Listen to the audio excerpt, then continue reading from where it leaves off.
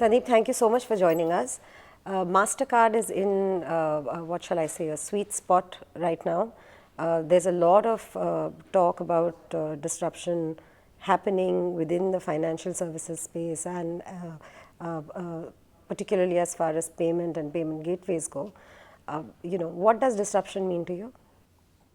So when we go to disruption, I think that disruption has been happening for the last 5 centuries in the way, we communicate and conduct commerce, right from the printing revolution in the 15th century to information revolution, which reached its inflection point in the 90s with the internet.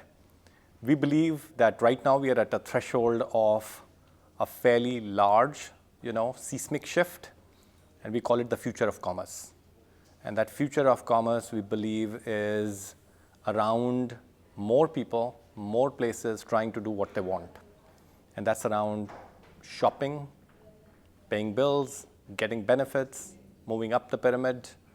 The ones who are in the part of the financial stream, they would basically would live a better life than they would have thought about. And then the ones who are excluded have an opportunity to join, And what does that mean? So we believe that right now is a game-changing opportunity just because of rise in internet connectivity. So 1993, there was 13 million people connected to the internet, and right now it's 3 billion. That's about 40% of the world population. And you look at the mobile devices, enormous amount of revolution going on in that space. And because of the connectivity and the mobile devices, we believe that more and more of these devices will get connected, and they have a potential to become a commerce device. What are the kind of threats and opportunities that you see, coming from the fintech sector? So the enormous number of opportunities, right? I mean, everybody wants to participate in fintech right now. It's just the hottest thing right now.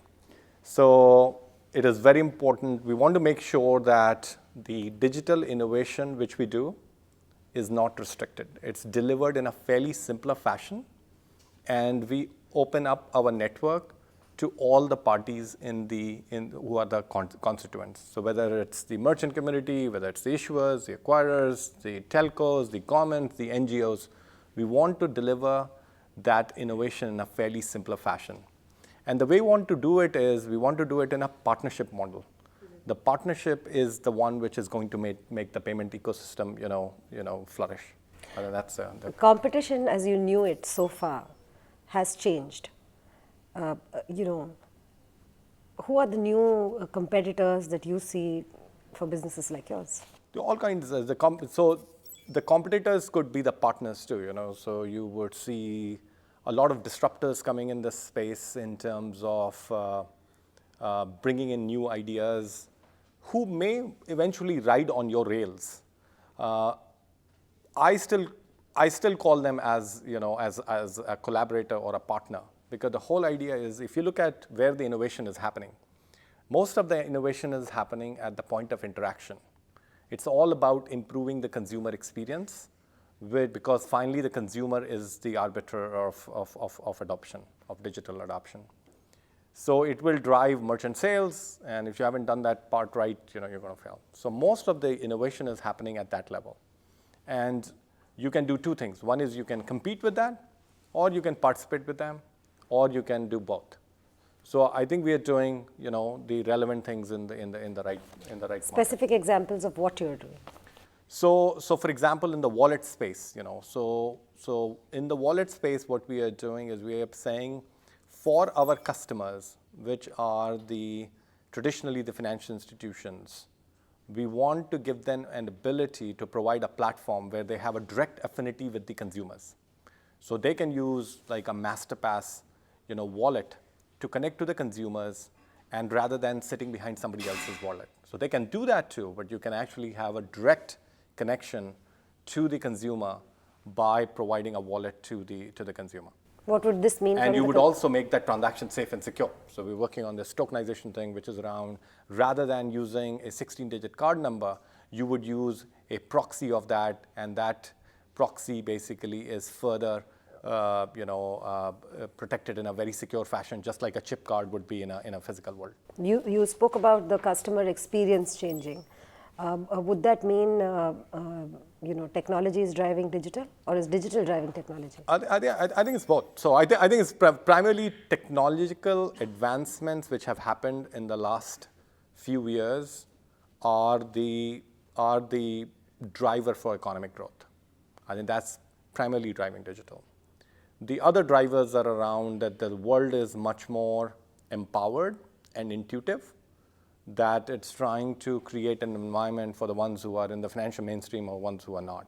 So it's a combination of both the technology and then the world becoming more intuitive and empowered, which is driving the digital revolution. And this digital revolution is not going to happen overnight. It's all about what we call as a micro experience. So you would go through these micro moments or micro experiences, which when you sum them up is going to basically create in a long-term change in the digital behavior or consumer behavior of our consumer. So paying for a coffee through your mobile application is one of the digital moments. Taking a cab and then you get off without paying, payment happening in an invisible fashion is another micro moment.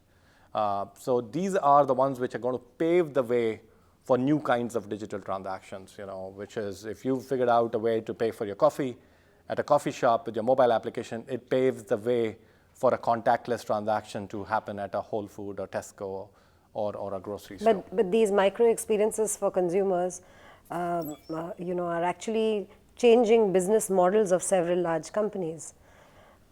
So in that context, how do you see finance or financial services as one consumes changing? Right.